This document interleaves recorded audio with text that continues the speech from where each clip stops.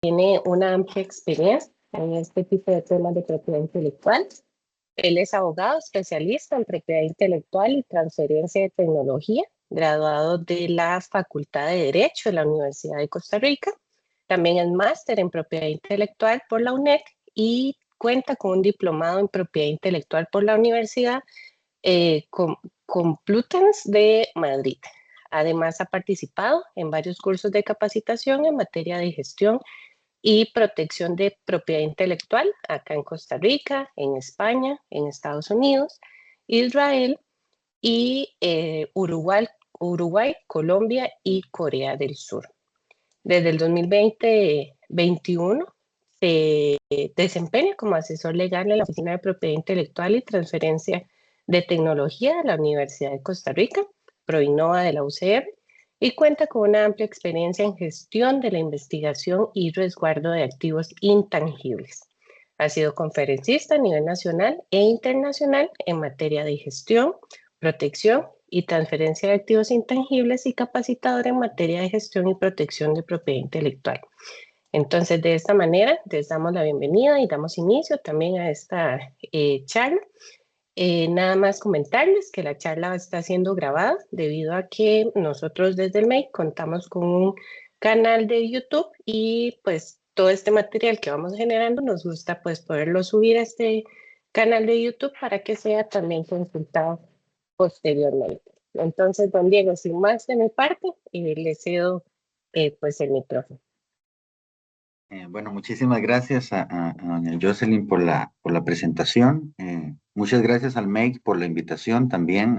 Para mí siempre es un placer hablar de un tema que realmente me apasiona, como es la propiedad intelectual, y más aún en el marco, digamos, de esta Semana Global del Emprendimiento y poderles darles a ustedes una herramienta más, digamos, en el tema del emprendimiento, donde la propiedad intelectual juega un papel muy importante, la protección de la innovación, de nuestros signos distintivos, de nuestros diseños, etcétera, etcétera, siempre es muy importante, digamos, a la hora de emprender y saber cómo proteger eso o saber que existe, al menos, es muy importante. Tenía una herramienta que se llama Menti, pero veo que somos pocos, entonces tenía un par de preguntas a micrófono abierto, si lo tienen a bien, de la manera de introducir. Si yo les pregunto, ¿qué es lo primero que se les viene a la mente cuando escuchan el concepto de propiedad intelectual? Tal vez alguien que quiera decirme, que se aventure. Como que es lo primero en lo que piensan cuando escuchan propiedad intelectual. No todos.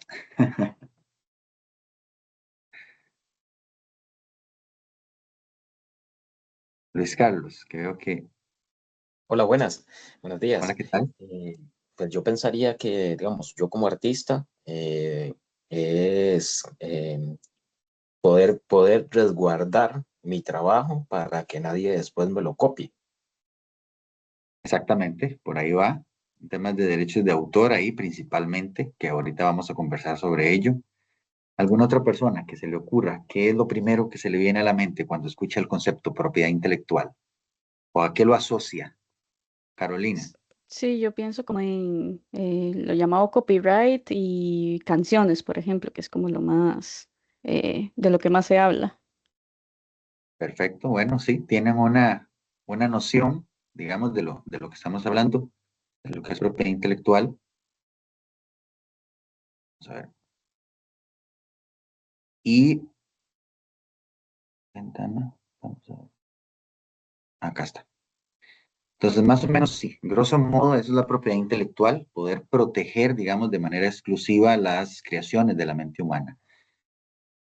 Entonces, voy a iniciar con la presentación que le hemos puesto de la idea al mercado, cómo proteger la propiedad intelectual. Entonces, algunos tips, algunas recomendaciones y algunas explicaciones sobre las diferentes formas de protección de propiedad intelectual que existen, sobre todo desde las dos grandes áreas de que tradicionalmente el derecho de propiedad intelectual, digamos, habla.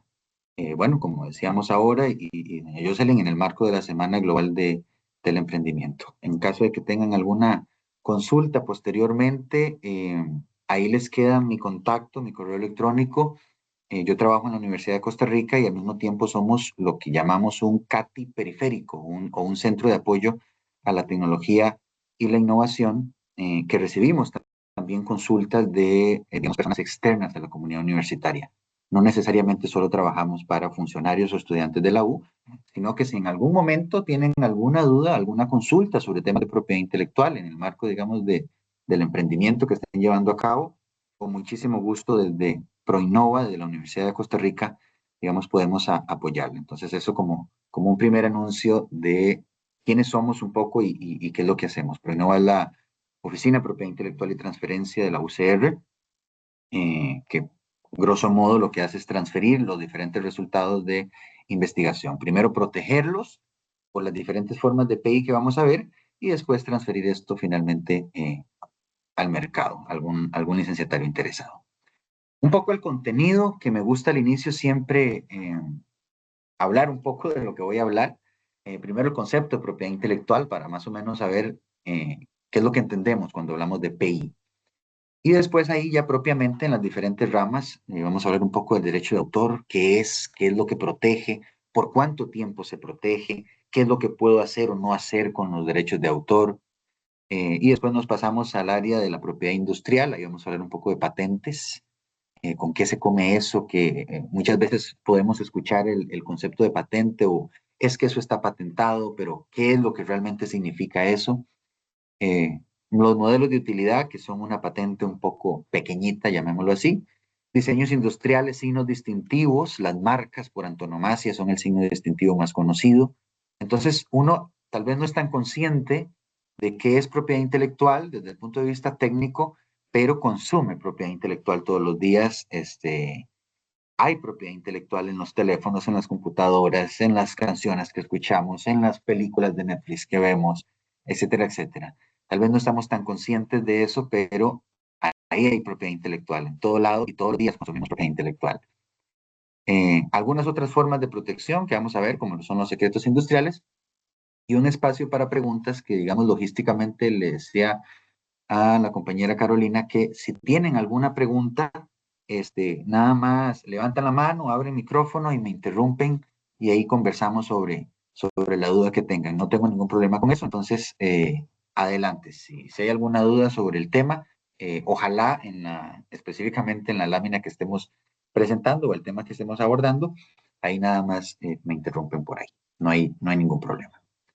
Entonces, el concepto de propiedad intelectual, partiendo, digamos, desde el principio, ¿qué se entiende por PI? Si yo, digamos, tomo el concepto de propiedad, que es un concepto eminentemente jurídico, a lo que hace referencia es que soy dueño, que soy titular, a que soy propietario de algo. En este caso, de un derecho conferido. Soy dueño de un derecho. Y si le añado el concepto de intelectual, a lo que hago referencia es precisamente a eso, que soy dueño de una creación de la mente humana. Cualquier resultado de la inventiva o la creatividad humana puede llegar a ser susceptible de protección por derechos de propiedad intelectual. Ahora bien, cuando se cumplen estos diferentes requisitos, que ahora los vamos a ver una forma tras otra, y cuando finalmente están protegidos, ahora sí le voy a denominar derechos de propiedad intelectual. ¿Y qué puedo hacer? Esto suena tal vez a veces cuando no estoy muy familiarizado, como muy lejano. ¿Qué es un activo intangible de propiedad intelectual? ¿Con qué se come eso? Los abogados hablan muy enredado, muy confuso.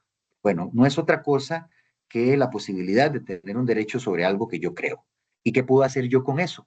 Los mismos derechos que tengo yo, digamos, del derecho de propiedad sobre un activo tangible, y siempre doy este mismo ejemplo para que se entienda mejor, que yo tengo sobre un vehículo o sobre una casa, los voy a tener sobre un derecho o un intangible de propiedad intelectual. ¿Qué quiero decir con esto? ¿Qué puedo hacer yo con mi carro? Lo puedo usar. Digamos, yo compro un carro, lo puedo usar y utilizar yo mismo. Es decir, puedo explotar mi propia propiedad intelectual. Puedo utilizar mi propia marca, puedo utilizar mi propia patente, puedo vivir de mi propia música, etcétera, etcétera. Entonces puedo usarla. Es del derecho de uso. Puedo venderla a alguien más, puedo tomar mi carro y decir, ya no lo quiero, lo voy a vender. Lo mismo puedo hacer con un intangible de PI. En este caso, al ser un derecho y no ser un activo tangible, el concepto jurídicamente correcto sería cederlo, porque yo cedo un derecho, no vendo un derecho, pero al final del día es lo mismo. Entonces, ¿qué también puedo hacer con ese activo intangible de PI? Lo mismo que puedo hacer con mi carro, con mi casa. Se lo vendo a alguien más. Un tercero va a ser el dueño. Y otra cosa que puedo hacer es prestárselo o alquilárselo a alguien. Sigo siendo yo el dueño de mi carro, pero se lo presté a mi hermano o se lo alquilé a una persona por alguna aplicación móvil, etcétera, etcétera. ¿Qué puedo hacer yo con un activo intangible de propiedad intelectual también? Dar una autorización de uso o alquilarlo para que alguien utilice esa propiedad intelectual sin infringir, digamos, mis derechos. Ahí el concepto jurídicamente adecuado sería una licencia. Entonces, por ejemplo, cuando vemos una película en Netflix, no estamos comprando la película y los derechos sobre la película. Estamos teniendo una licencia para poder ver vía streaming esa película. Cuando tengo yo, por ejemplo, una franquicia, estoy dando una licencia para que alguien más, Arcos Dorados en Costa Rica, pueda utilizar la marca McDonald's o el activo intangible propiedad intelectual McDonald's registrado como marca. Entonces, puedo jugar con esas posibilidades y lo que quiero que se entienda aquí es que yo puedo realizar con un activo intangible de PI protegido por propiedad intelectual los mismos o las mismas atribuciones del derecho de propiedad que podría hacer yo con una casa, con un vehículo, para que se entienda, digamos, de mejor manera. Entonces, eso a manera de introducción. Ahora bien, existen dos grandes ramas del derecho de propiedad intelectual desde el punto de vista más tradicional. Por un lado tenemos los derechos de autor y los derechos conexos, y por otro lado la propiedad industrial. Son dos mundos un tanto distintos, pero que al final del día son creaciones de la mente humana lo que voy a proteger. Cuando hablo de derechos de autor, hago referencia a la protección de obras literarias, artísticas y científicas. Un número totalmente amplio. Una canción, como decían ahora, un libro, una escultura, una pintura, una película, un diseño de una casa de un arquitecto, el diseño de un puente de un arquitecto, incluso el software está protegido por derechos de autor. Se hace, digamos, esta analogía que como una persona utiliza un lenguaje, en este caso, qué sé yo, el español para escribir una novela, un programador utiliza un lenguaje de programación para escribir código y también entonces en digamos, en esa inteligencia hablaríamos también de una protección mediante derechos de autor del software, que a veces en los emprendimientos es muy importante. ¿Por qué? Porque puede ser que yo tenga una aplicación móvil también alrededor de mi emprendimiento. Y entonces, por ejemplo, si yo encargo la realización o el desarrollo de ese software a alguna empresa, tengo que asegurarme tener los derechos de propiedad intelectual con los contratos respectivos para poder ser yo el único que pueda explotar, digamos, esa aplicación móvil, por poner solo un ejemplo. Y después también tenemos los derechos conexos, que son de los artistas, intérpretes y ejecutantes, es decir, de los cantantes.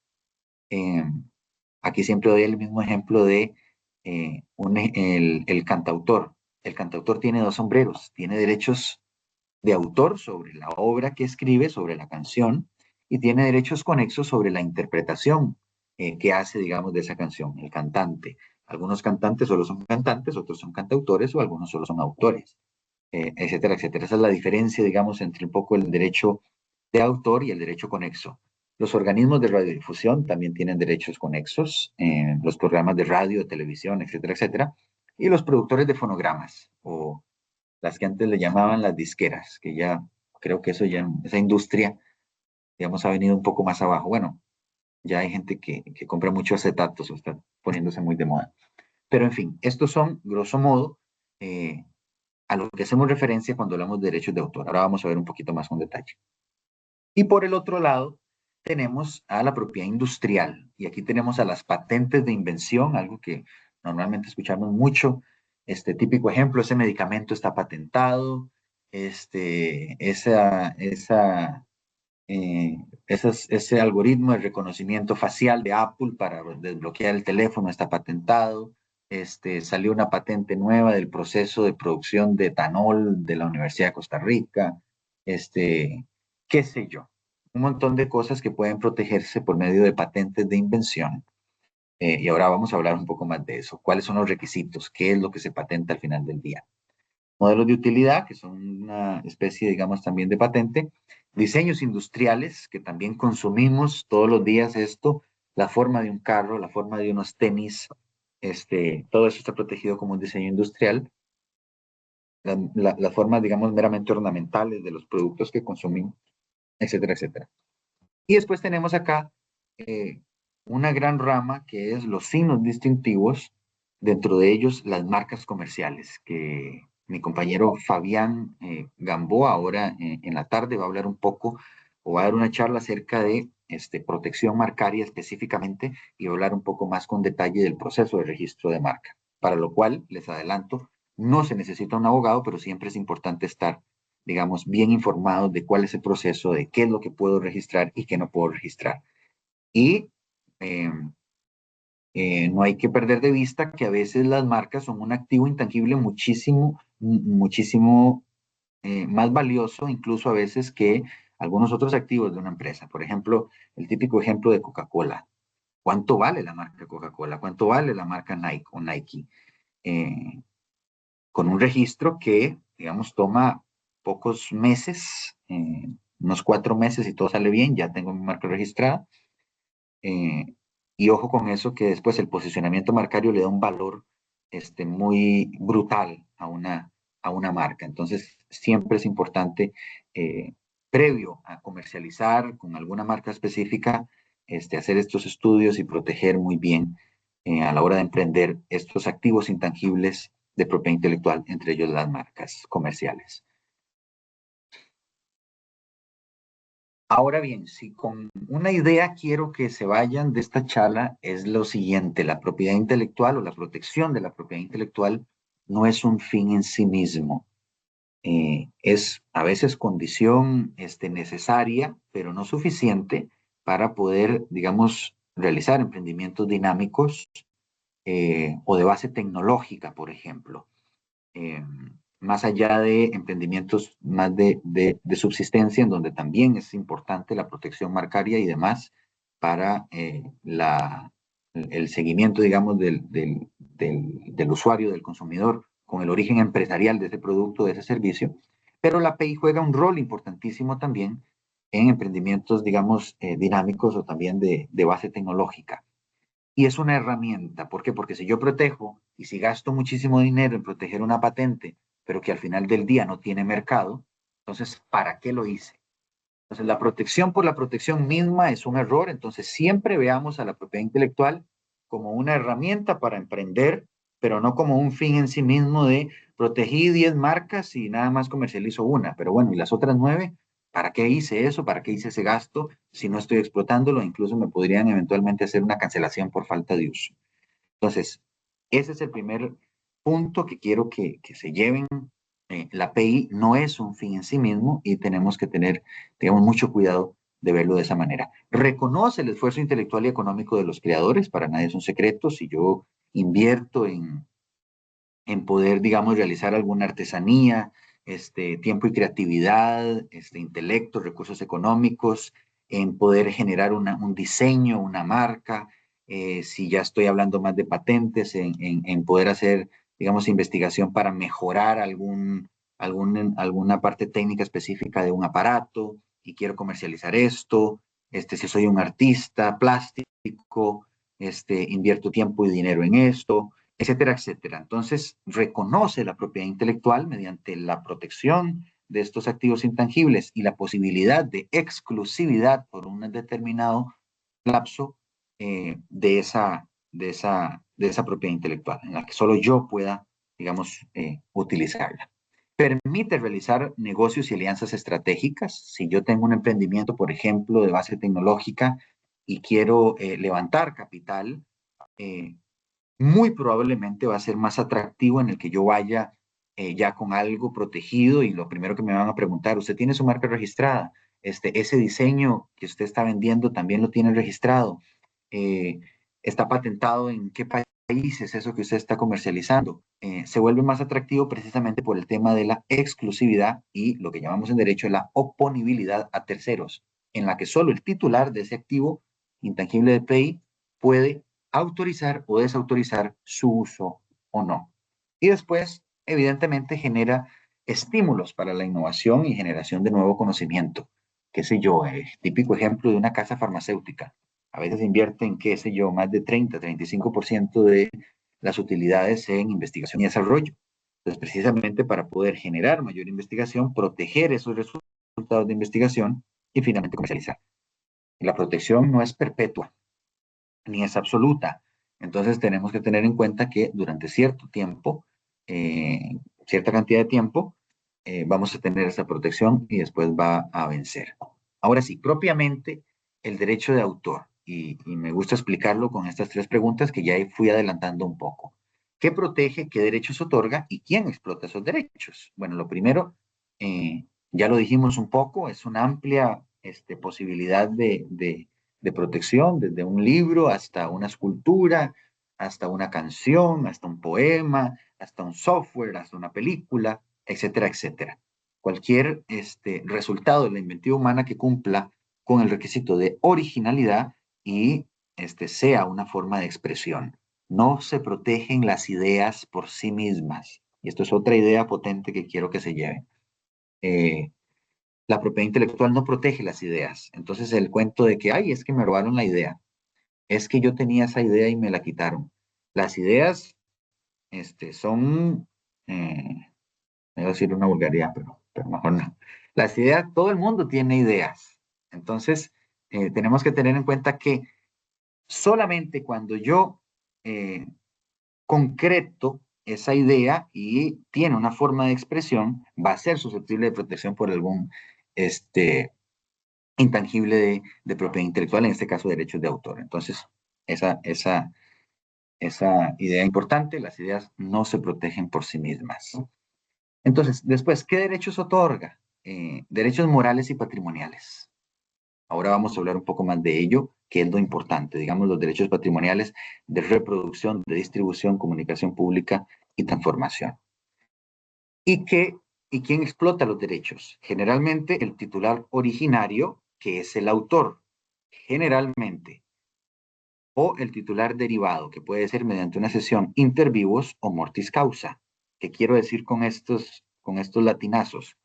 Generalmente cuando yo creo una obra, Diego, yo soy el titular originario. Cuando digo titular, hago referencia a dueño ¿de qué?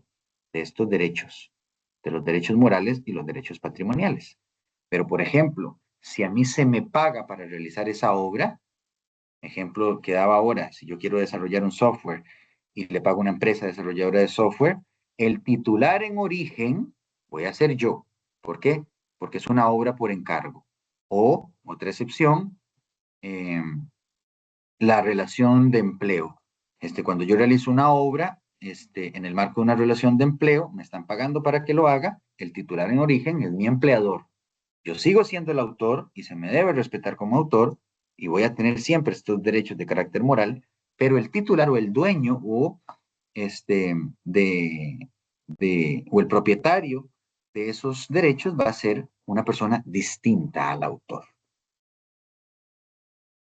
Ahora bien, lo que hablábamos un poco, ¿qué son los derechos morales y qué son los derechos patrimoniales? Los derechos morales siempre van a ser de la persona autora. Si yo soy un artista, si soy un escritor, si soy un desarrollador de software, los derechos morales siempre van a pertenecer a la persona que realiza la obra. Y esos son los derechos de paternidad, grosso modo, que se indique siempre quién es el autor de esa obra. El derecho de integridad, que no se me mutile, que no se me deforme, que no se me dañe, que no se me le cambie el final a Los Miserables de Víctor Hugo, por ejemplo. El derecho de divulgación, cuando hago o no hago público la obra. El derecho de modificación, el ejemplo que daba, que sucedió, digamos, cambiarle el final a Los Miserables de Víctor Hugo. Solo Víctor Hugo pudo haberlo hecho. Obviamente ya no lo puede hacer, falleció hace más de 1884, si no me equivoco. Pero solo esa persona autora podría accionar ese derecho de modificación porque yo, Diego, no puedo lesionar mi propio derecho, o Víctor Hugo no hubiese podido lesionar su propio derecho de integridad. Y después retirada de la obra, que tiene que ver con temas más de obras de carácter plástico. Y después a lo importante, o donde está el dinero, o de lo que puede vivir una persona autora, es de este tipo de derechos patrimoniales. Y aquí tenemos el derecho de reproducción, entiéndase de manera física o digital.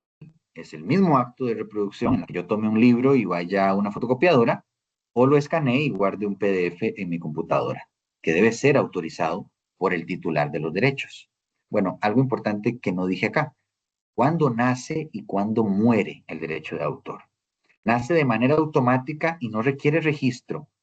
Ojo, esto es una idea muy importante y en diferencia a la propiedad industrial, en la que sí requiero ir a la oficina de propiedad intelectual, entiéndase la oficina de patentes, la oficina de marcas, y presentar una solicitud para poder registrar esa propiedad intelectual.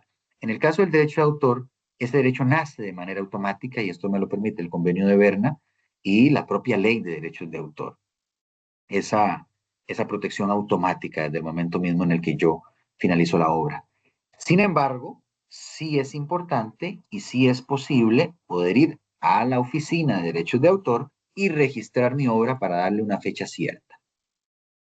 Y esto es lo que llamamos un acto declarativo de derecho. Estoy declarando que soy dueño de esto y voy a un registro para que me den un certificado. Pero no es un acto constitutivo del derecho, porque el derecho nace, insisto, de manera automática. Lo que hago con el registro es declararlo, pero no constituirlo. Se constituye desde el mismo momento en el que finalice mi obra. Y la duración son la vida del autor más 70 años. Es decir, Diego escribe un libro a sus 30 años y muere a los 100, es decir, que va a tener 140 años de protección. ¿Por qué? 70 años hasta que cumplí 100 y otros 70 años después de que fallecí. Es decir, la duración es igual a la vida del autor más 70 años. En algunas otras jurisdicciones, como en México, por ejemplo, son 100 años y en otros países son 50 años. La base es 50 años según el convenio de Berna al que Costa Rica, digamos, está adherido. Pero bueno, eso con respecto al derecho de reproducción. Entonces, ¿cuándo voy a poder ejercer todos esos derechos? Durante la vida del autor, más 70 años. Y estos, toda la vida. Son perpetuos, digámoslo así. Pues siempre se debe respetar la paternidad, la integridad, etcétera, etcétera, de los autores. Después, la distribución. También tengo que poder autorizar actos de distribución mediante cualquier modalidad.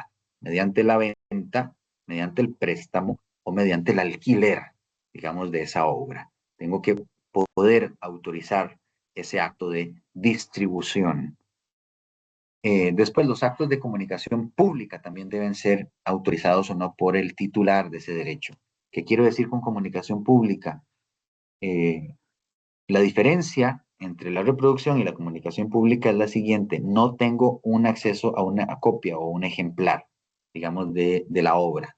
Ejemplo clarísimo, cuando veo una película en una plataforma de streaming, por ejemplo en Netflix.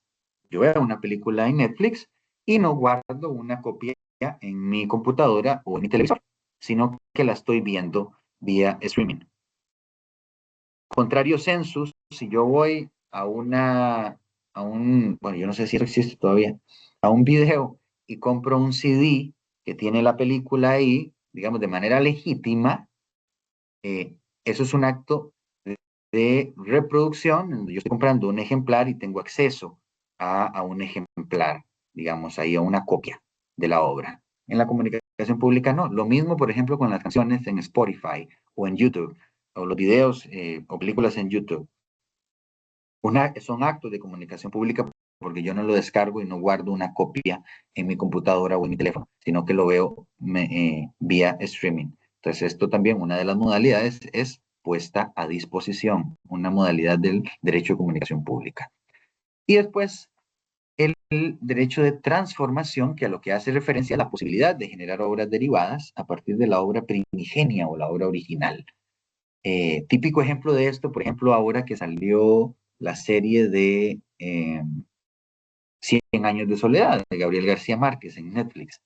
En vida él nunca permitiría, digamos eso, porque no, se lo ofrecieron muchísimas veces y no quiso, ¿Cuánto va a durar después de que muere Gabriel García Márquez? 70 años, habrá protección de todas sus obras, en este caso 100 años de soledad, que pasan a disfrutar sus herederos, o en este caso los hijos. Netflix negocia con ellos y les dicen, le damos tanto dinero para poder hacer un acto de transformación y generar una película a partir de una serie de televisión, en este caso, a partir de la obra original, que es 100 años de soledad. O lo mismo, por ejemplo, con Harry Potter, generar una película a partir de las obras de J.K. Rowling de Harry Potter. Esto es el derecho de transformación, generar obras derivadas a partir, digamos, de la obra original o la obra primigenia. Y esos dos latinazos que están ahí abajo, corpus mysticum y corpus mechanicum, a lo que hacen referencia es a, y siempre doy este mismo ejemplo, el que yo vaya y compre un libro en una librería, no quiere, lo que quiere decir es que yo soy titular del derecho de propiedad de el soporte material, es decir, del libro per se, de las páginas, por ejemplo, que están aquí, del papel, soy dueño, pero no soy dueño de la obra contenida en ese soporte material. Esa es la gran diferencia. Yo voy a una feria de emprendimientos y compro una artesanía, soy dueño, soy titular del derecho de propiedad sobre el soporte material, sobre la madera, sobre el mármol, sobre el plástico, sobre la cerámica, en lo que sea que esté, digamos, plasmada esa obra. Pero no soy dueño de la obra y en consecuencia no podría yo realizar de manera legítima actos de reproducción, de distribución, de comunicación pública o de transformación de esa artesanía, por poner un ejemplo, digamos, concreto en temas de emprendimiento.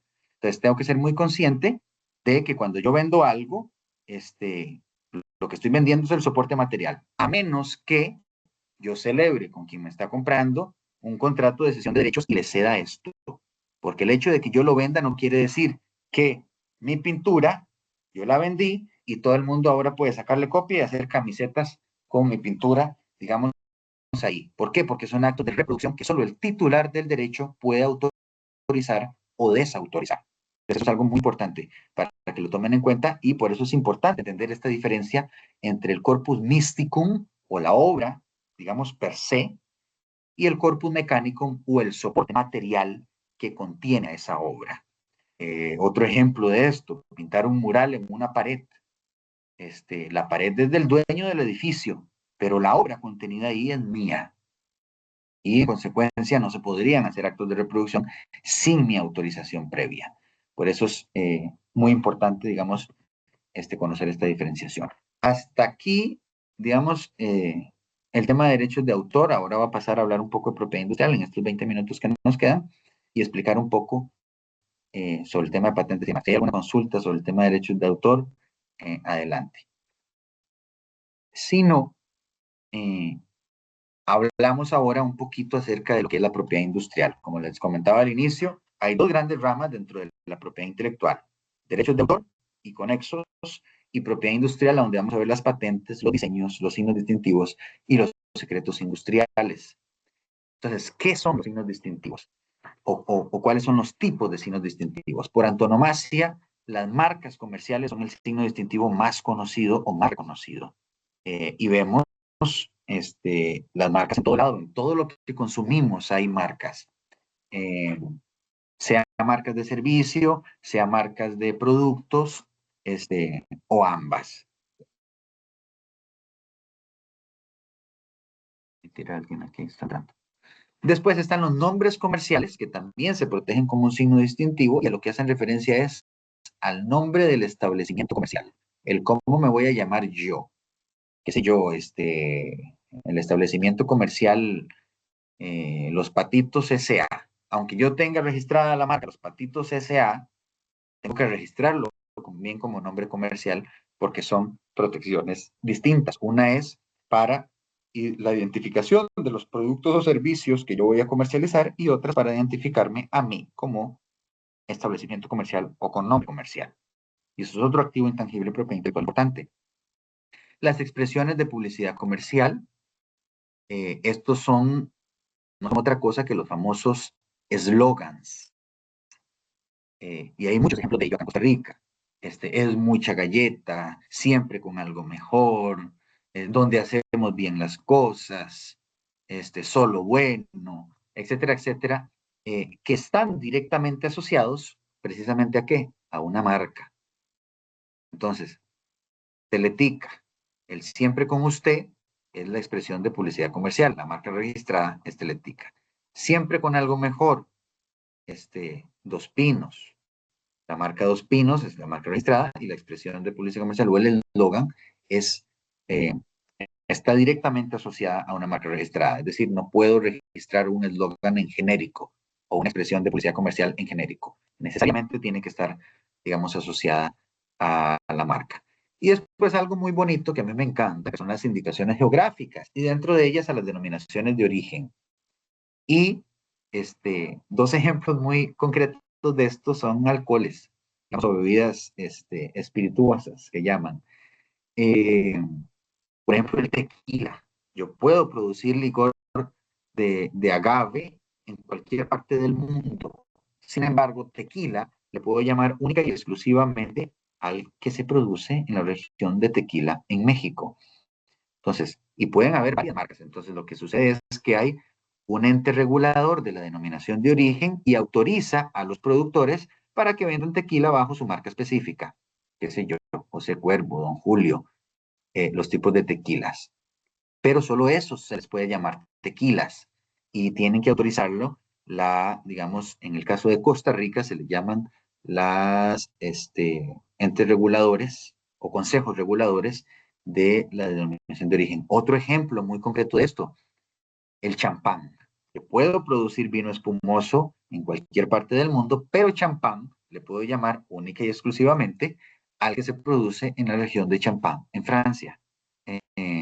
Lo mismo, hay varios productores que comercializan champán bajo ciertas, digamos, marcas específicas. Moet, por ejemplo, qué sé yo, que es champán y tiene entonces una doble protección por signo distintivo. Al mismo tiempo tiene una denominación de origen y una marca comercial de la marca específica que comercializa ese champán. En el caso costarricense tenemos el denominación de origen queso Turrialba, y se vende queso Turrialba, digamos, desde diferentes marcas. Pero queso Turrialba es la denominación de origen. Entonces, yo puedo producir queso fresco en cualquier parte de Costa Rica, pero queso Turrialba le puedo llamar solo al que se produce en Turrialba. Y ojo, que ya hubo todo un litigio alrededor de esto, de Dos Pinos, con el Consejo Regulador de la denominación de origen queso Turrialba, en donde el Tribunal Contencioso Administrativo dio la razón a al Consejo Regulador de la denominación de queso Turrialba. ¿Por qué? Porque Dos Pinos, por ejemplo, vendía queso que decía queso tipo Turrialba. Entonces, esto era, desde el punto de vista de ellos, y me parece que era cierto, una manera de competencia desleal y de uso inadecuado de una denominación de origen, porque aunque dijera tipo, había una cierta población o el consumidor medio creía que eso era queso Turrialba, y en realidad no era queso Turrialba. Entonces, otras indicaciones geográficas, café de Costa Rica, banano de Costa Rica, también son indicaciones geográficas. Y esto lo que es una protección especial, llamémosle así, por las características geográficas en las cuales se producen esos productos, valga la redundancia. Por temas de altitud, por temas de temperatura, por temas de cultura, por temas de tierras, por temas de calidad de los productos de ciertos lugares, etcétera, etcétera. Eso es lo que le da una protección especial o una marca especial a las denominaciones de origen y a las indicaciones geográficas en términos generales. Es como una marca especial. No digan que yo dije eso porque no son una marca técnicamente hablando, pero para que se entienda, digamos, de mejor manera. Ahora bien, ¿qué es una marca? ¿Cuánto tiempo se protege? ¿Y cuál es el requisito para poder protegerlo? De esto, insisto, mi compañero Fabián Gamboa, mi colega, en la tarde va a dar una charla sobre el tema de marcas, cómo se registra la marca, cuál es el proceso, etcétera, etcétera. Entonces, esto es una pincelada sobre el tema, digamos, marcario. Puede ser una palabra, un símbolo, un diseño o una combinación. una frase, un sonido, que tenga distintividad, y ese es el requisito esencial para poder proteger una marca. ¿Cuál es la función principal de la marca? Poder diferenciar los productos y servicios de la competencia. Entonces, es sumamente importante poder tener cierta distintividad para que no se me confunda con mi competencia o con mis competidores. Entonces, ¿cuál es el margen de protección? 10 años y prorrogables de manera indefinida.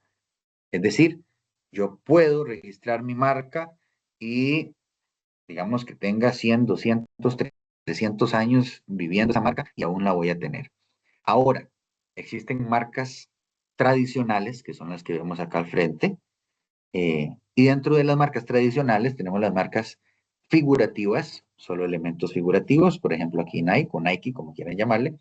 Marcas mixtas, tienen elementos figurativos y denominativos al mismo tiempo, o marcas denominativas. También existen las marcas, por ejemplo, tridimensionales. No sé si alguna vez han visto o comprado, digamos, esta miel de abeja.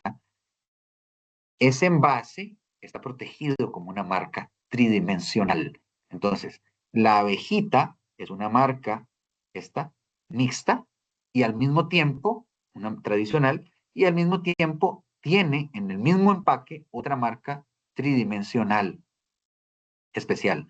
La botella de Coca-Cola también está protegida como una marca tridimensional, sin prejuicio también, obviamente, de la marca Coca-Cola que está acá, que también está registrada. Entonces, es la manera de ir pensando y protegiendo de manera acumulada los diferentes intangibles de propiedad intelectual que yo genero en mi emprendimiento. Entonces, las marcas pueden ser una herramienta muy poderosa, por más simples que parezcan, y pueden llegar a tener un valor sumamente importante, como lo decía antes. A veces la misma marca vale más que todos los activos tangibles de una empresa, por ejemplo. Y rigen, digamos, o se rigen por dos principios muy importantes, que son el de territorialidad y especialidad. Mi marca se protege única y exclusivamente donde yo la vaya a proteger, en el país donde yo la protejo. Y se protege única y específicamente para las clases específicas en las que yo quiera proteger esa marca. ¿Qué quiere decir con eso? Hay algo que se llama la clasificación internacional de NISA. Entonces hay 30 productos y 14 servicios, 45 clases, en la que yo voy y digo, quiero registrar Zara para prendas de vestir y zapatos, quiero registrar Coca-Cola para bebidas gaseosas, quiero registrar La Abejita para miel de abeja, etc. Clase 17, 18, 32, lo que sea. Entonces, ese es el principio de especialidad. ¿Cuándo se quiebran esos dos principios? Cuando la marca se vuelve muy notoria o muy conocida, y en donde ya un examinador me va a decir, ay, qué pena, pero aunque no esté registrada la marca Coca-Cola aquí para miel de abeja, usted no puede venir y registrar Coca-Cola para miel de abeja porque es una marca notoria. Entonces ahí me quiebra tanto el principio de territorialidad como especialidad. Entonces, grosso modo, este tema sobre las marcas comerciales, que son un activo, digamos, a la hora de emprender también muy importante hacerlo desde antes de poner en el mercado, digamos, mis productos, y hacer un estudio, digamos, por lo menos preliminar de si puedo o no registrar esa marca antes de iniciar mi comercialización. Ahora pasamos a otro mundo, que es el mundo de las patentes, que me va a proteger los aspectos técnicos. ¿Qué es la patente al final del día? El título que emite el Estado a través de una oficina competente para acreditar los derechos exclusivos que corresponden al inventor.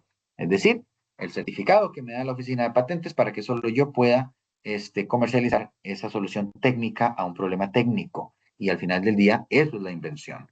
Y puede ser de un producto o de un proceso. ¿Cuáles son los requisitos que se debe cumplir para que yo pueda patentar algo? Tienen que tener novedad, es decir, nadie puede haber dicho esto antes en el estado de la técnica actual, en ninguna parte del mundo, no en Costa Rica. Entonces, si yo tengo una nueva molécula y que tiene un potencial farmacéutico, eso es lo que yo voy a tratar de proteger. Pero nadie tiene que haber divulgado, digamos, esa molécula previamente. Tiene que tener nivel inventivo, o esto es básicamente que no sea algo obvio para alguien versado en la materia. Y tiene que tener aplicación industrial, que es que básicamente sirva para algo y yo lo pueda poner en el mercado. Entonces, estos 3 requisitos deben de cumplirse de manera simultánea. Entonces, un ejemplo muy concreto para poder entender una patente es qué fue lo que hizo Bayer en 1899. Protege esta molécula, que es ácido acetil salicílico, o conocida popularmente como aspirina. Entonces, ojo el tema propiedad intelectual en este caso de Bayer. Entonces, protege desde el punto de vista técnico esta molécula y la comercializa bajo la marca comercial aspirina. ¿Cuándo vence? Si la patente dura 20 años, ¿cuándo venció, digamos, la patente de la aspirina o la patente de la molécula de ácido acetil salicílico? Imagínense, en 1919, hace más de 100 años, pero Bayer nos hizo creer que si es Bayer, es bueno. Entonces, un posicionamiento de marketing tan impresionante que al día de hoy, si yo voy a donde mi abuela y le compro un ácido acetil salicílico que no sea marca aspirina de Bayer, no se lo va a tomar. ¿Por qué? Porque ella toma aspirina. Y ojo que aquí nada más hay protección marcaria. ¿Por qué? Porque desde 1919 ya cualquier otra casa farmacéutica puede producir ácido acetil salicílico bajo la marca que quiera. Pero aspirina solo puede producir Bayer. Insisto, porque si es Bayer es bueno. Entonces eso también es un posicionamiento potente y un uso estratégico de la propiedad intelectual. Entonces más de 100 años después la gente sigue queriendo consumir aspirina, aunque alguna otra pastilla tenga la misma molécula sintetizada por otra casa farmacéutica, pero el posicionamiento de mercado fue tan potente con la marca comercial aspirina que la gente sigue consumiendo aspirina. Entonces eso es algo importante para ver cómo también, y qué es lo que me permitió poder posicionar aspirina. Que cuando yo protejo esta molécula, solo yo puedo comercializar esa molécula. Entonces solo Bayer podía en ese momento comercializar la molécula. Entonces, ¿qué es lo que hace? Posicionar en el mercado la marca aspirina, y una vez que en dominio público y cualquier persona, cualquier farmacéutica puede producir el genérico, que a eso es lo que hace referencia, ya la gente va a estar y tiene una fidelidad total con la marca aspirina. Entonces aquí es donde vemos el juego de los diferentes activos o formas de protección de propiedad intelectual funcionando de manera estratégica para un emprendimiento, o en este caso una empresa bastante potente, digamos, a nivel internacional. Después tenemos los diseños industriales, para terminar, que a lo que hacen referencia es a la protección meramente ornamental o estética de un artículo. Puede constituir en rasgos de 3 dimensiones, cuando en este caso los vamos a llamar modelos industriales, o en 2 dimensiones, y en ese caso los vamos a llamar dibujos industriales. Y el requisito principal es que sean originales, entendiendo originalidad como que no exista nada en el estado del arte previo. Y la protección va a ser de 10 años, desde la fecha de otorgamiento del registro.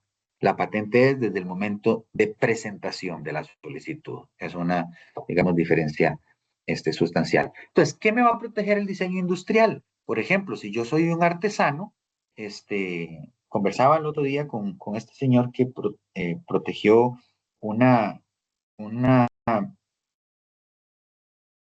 aparato para hacer café, olvido el nombre, un chorreador básicamente, pero no es un chorreador, que tiene cierta forma específica.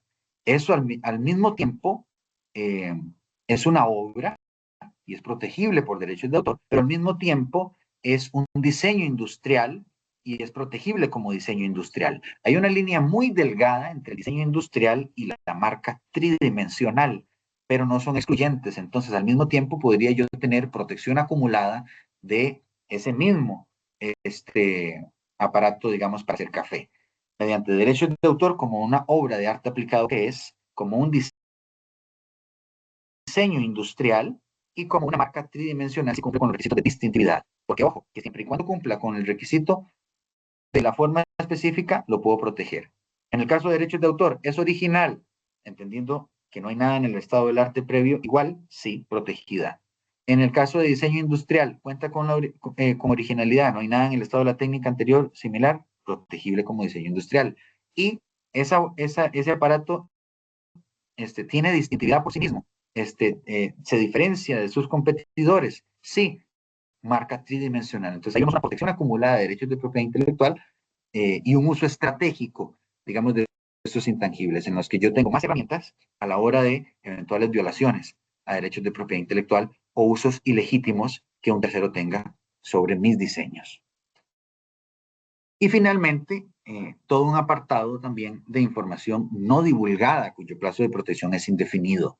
Algo, o el ejemplo más cliché de esto, la fórmula secreta de la Coca-Cola, la fórmula de ¿cómo se llama? Eh, la salsa Lizano, que es un secreto industrial también, que aunque mucha gente cree cómo se hace y usa los ingredientes, pues no sabe igual. Entonces, la información no divulgada, cuando hace referencia a procesos de producción, le vamos a llamar secretos industriales. Y cuando hace referencia a información de carácter de gestión económico, listados de clientes, etcétera, etcétera, lo va a llamar secretos comerciales. Y esa información va a tener un valor por el hecho de ser confidencial y confiere al titular una ventaja competitiva, evidentemente. Y la protección se basa precisamente ¿en qué? En que la información sea secreta, confidencial. Ahora, no es necesario presentar una solicitud de protección, pero es necesario saber resguardar muy bien esa información para mantenerla secreta, mantenerla en confidencialidad. Y eso es algo que nos ha vendido mucho, digamos, Coca-Cola, por eso doy ese ejemplo. Que solo dos personas conocen la receta secreta, que solo dos personas tienen acceso, que nunca viajan juntas. Entonces, eso es incluso puro marketing también, pero al final del día es una forma de protección específica que es información no divulgada.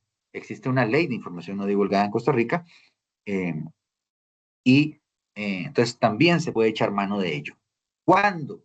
Cuando yo no puedo hacer ingeniería, o cuando es muy difícil o imposible hacer ingeniería inversa. Es decir, llegarle por medio de, qué sé yo, agarro la coca y hago un análisis y demás, y veo qué es lo que tiene, y cuál es la formulación y demás. Si yo le logro llegar a eso, de manera legítima, puedo hacerlo.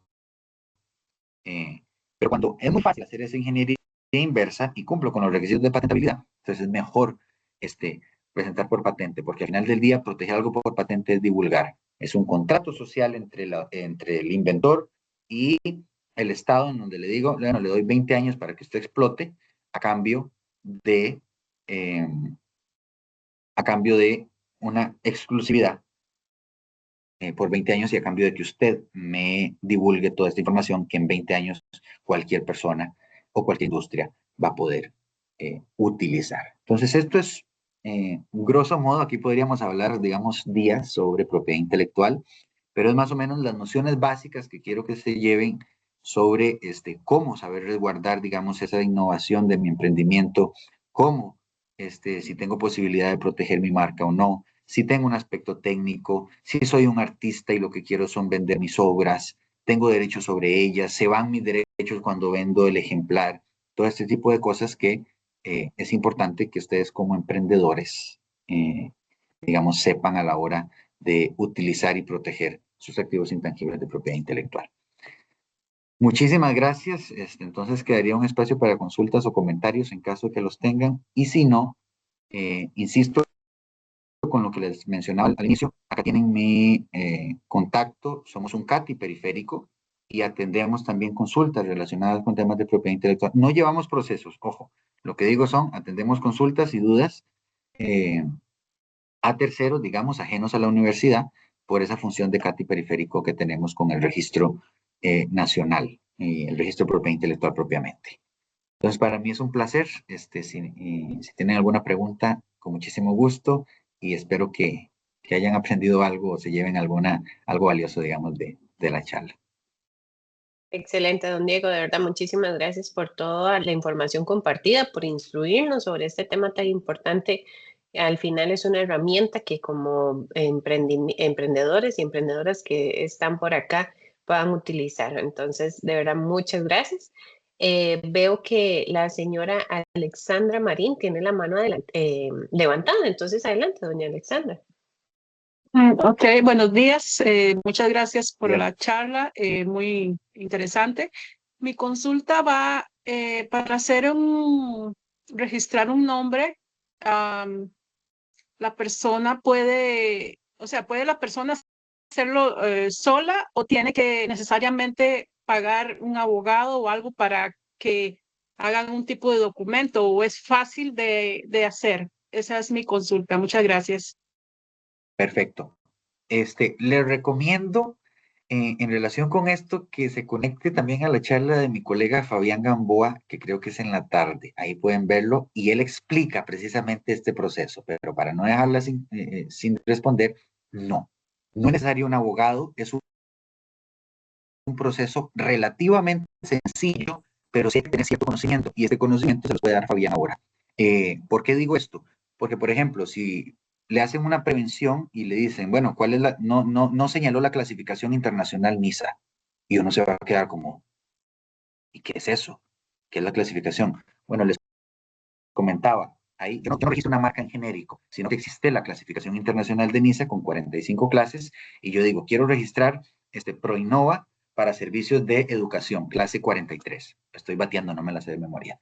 Clase 43. Y ahí, entonces, ese tipo de detalles son los que, digamos, Fabián ahora va a hablar. Ahora, insisto, no es necesario tener un abogado, pero sí es necesario conocer un poco del proceso de registro. ¿Cómo lo puedo hacer?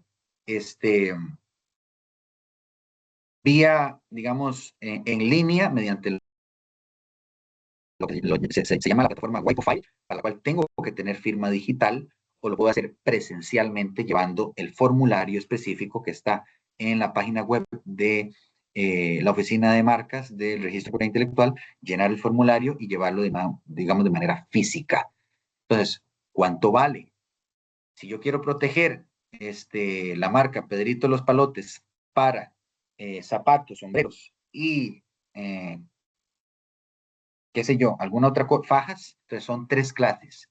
Por cada clase tengo que cancelar $50 más 25 colones de timbre de archivo nacional. Entonces, ¿qué me va a costar la marca? $50 por clase más 25 colones. Eso en la solicitud, que insisto, se puede hacer en línea, debo tener firma digital o física, imprimo el formulario, lo lleno, lo firmo y voy y lo entrego. Esas son las 2 vías. Después, la oficina de marca me va a hacer un examen de forma y de fondo. Me va a decir, bueno, si cumple con todos los requisitos de presentación, adelante. Después me va a hacer el examen de fondo y ahí va a analizar lo que llamamos las causales intrínsecas y extrínsecas de irregistrabilidad. ¿Qué quiero decir con eso? Que si yo registro fría para vender agua, me va a decir, bueno, es descriptiva, porque el agua, digamos que usted está vendiendo es fría, o fresca, fría y fresca, es descriptiva. Entonces no la puedo registrar. O la marca agua para comercializar agua, me va a decir, es genérica. Entonces, esas son causales intrínsecas del artículo 8 de la ley de marcas, en las que me van a decir, hey, un momento, no puedo registrarle eso porque carece de distintividad. Por eso, lo mejor siempre es registrar marcas fantasiosas, que no signifiquen nada o que tengan un alto potencial de distintividad. Entonces, después de eso, si paso ese examen de fondo, lo siguiente es que me van a enviar un aviso que yo tengo que publicar un edicto. Entonces, por 3 veces consecutivas en la Gaceta.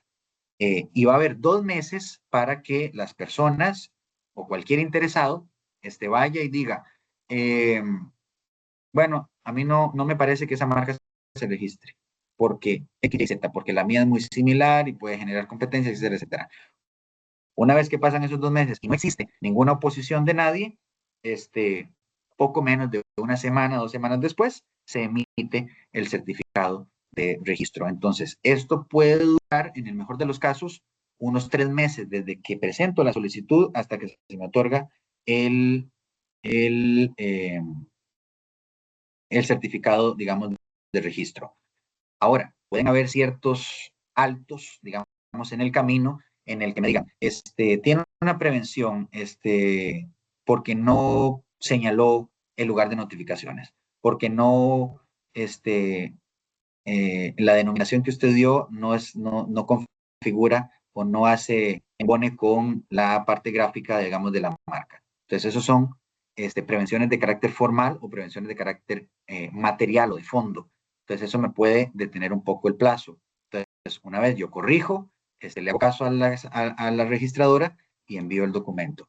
Entonces, después de eso, la publicación en la Gaceta del Aviso y después de eso, finalmente la emisión del certificado. Pero si no hay ningún problema y todo va como corresponde y no hay ninguna prevención ni nada, en más o menos 3 meses ya la marca debería estar registrada y notificado el certificado de registro.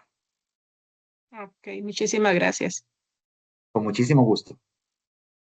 Ok, perfecto. No sé si habrá alguna otra consulta o comentario. De lo contrario, pues bueno, antes de finalizar la charla, sí quisiera hacer eco de lo que mencionaba don Diego. A las 3 de la tarde es esta charla con el señor Fabián Gamboa, quien va a estar informando y dándonos todo el proceso de cómo registrar una marca, ¿verdad? Entonces también por si tienen interés o si tienen mucho más dudas específicas sobre este tema, les invito a conectarse. Y también acá en el chat les estoy compartiendo el enlace donde están las charlas junto con sus formularios de inscripción que todavía tenemos para hoy, mañana e inclusive el sábado. Entonces, para que también puedan aprovechar otras charlas que tenemos durante esta Semana Global de Emprendimiento. Entonces, bueno, sin más, agradecerles a todos por su tiempo, por el espacio. Muchas gracias, don Diego, muy agradecidos desde el Ministerio de Economía. Y pues bueno, nos estaríamos viendo en futuras charlas o conversatorios que organicemos. Que pasen un Muchísimo excelente gusto. día. Hasta Hasta luego. luego. Buen día a todos.